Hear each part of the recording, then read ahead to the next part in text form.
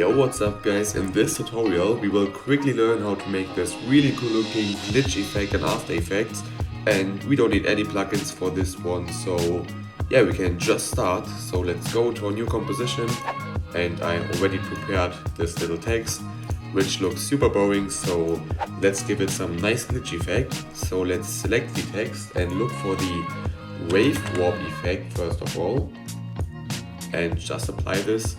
And yeah, this looks weird, so let's change a few settings. First of all, let's change the wave type from sine to noise, and as we can see, this already looks a bit glitchy.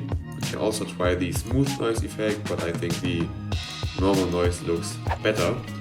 And yeah, we already get this nice effect, but as you can see, it's a bit strong. It looks like it just vibrates a bit too much.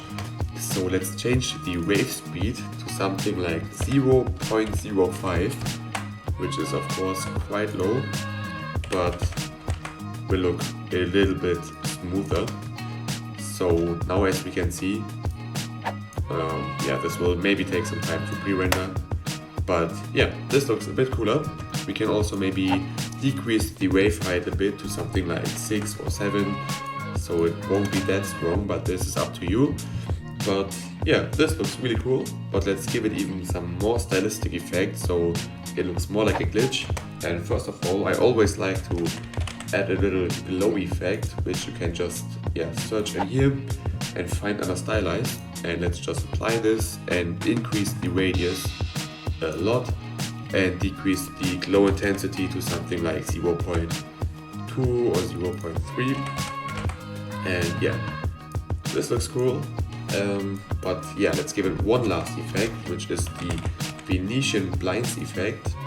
And yeah, let's first of all change the direction angle to 90 degrees and increase the transition completion a little bit.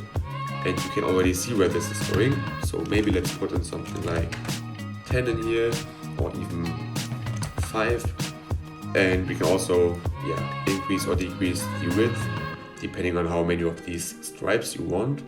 But yeah, I think with this effect combination we get a really cool vintage looking glitch effect. And yeah, it's super simple, and as I said, you can play around with a lot of effect settings. So maybe you want a really high wave height like 20 or something like this, and yeah, this looks really strong of course, but maybe that's what you want. Yeah, so it's basically up to you how you just apply all these effects in the wave warp effect.